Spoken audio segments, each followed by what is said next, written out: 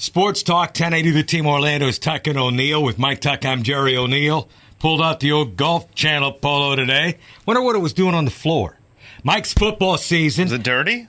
I don't think so. It's an odd place to keep a shirt. I was shocked. What are you doing down there? Let's go. Let's go to work. November's going to be crazy in college football. And obviously, one of the things that we're going to discuss today is what? Craziness, the officiating. That took place over the weekend. Which is just a mess. In that Duke and Miami game. You know, it's easy to have a knee-jerk reaction to what should have been done, do the right thing, award the win to Duke because of the ridiculous mistakes that the crew made and the replay crew made. But at the end of the night, you know what you got to do? You turn off the lights. Party's over. And then if there's hell to be raised, and John Swofford, the commissioner of the ACC, raised it by suspending the crew, 8-man, the replay official, 2 games, that's probably the right thing to do. It's disappointing for Duke because they had one stolen from them. It takes them away from an unbeaten record in their division of the ACC. Good Lord, both the coaches and writers knocked them out of the top 25 for an error by the crew post-game. You know, we have seen plenty of games in all the sports, right?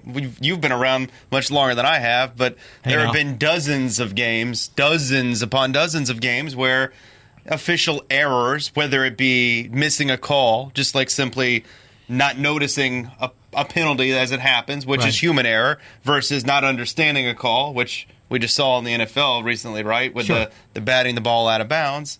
It's part of the essence of sports is that players make mistakes, coaches make mistakes, officials make mistakes. Coaches and players get punished when they make their mistakes. Coaches typically punish players. If coaches make the mistakes, they get fired. Officials get punished in this case. You can't replay the game. I mean, Colorado had 5 downs to beat Missouri all those 25, 30 years ago, and they didn't replay the game. It sucks, obviously, if you're on the side of Duke, but that wasn't the only official errors made in the game. It was just the most glaring. Yeah, and it is the one that comes at the end of the game, and there were enough errors there that you realize the outcome is different. But every crew who is assigned to a game arrives hours, a day or so in advance, and they go over the last game that they did and look at the errors that were made in that game. And there were plenty probably made. You can second guess some of the decisions. I know you do as a Miami fan in the number of penalties that Miami had called on them, especially late in that football game.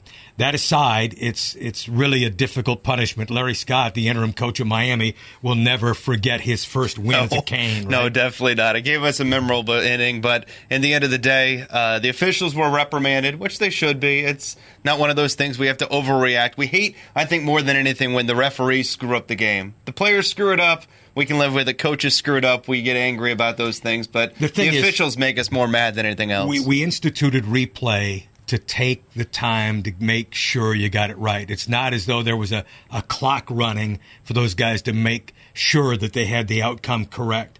And the ACC says they've made glaring mistakes, and they're being punished. All right, we're talking O'Neill, weekdays 3 to 7. We don't make any mistakes. 0. Sports Talk. Fumble! 1080.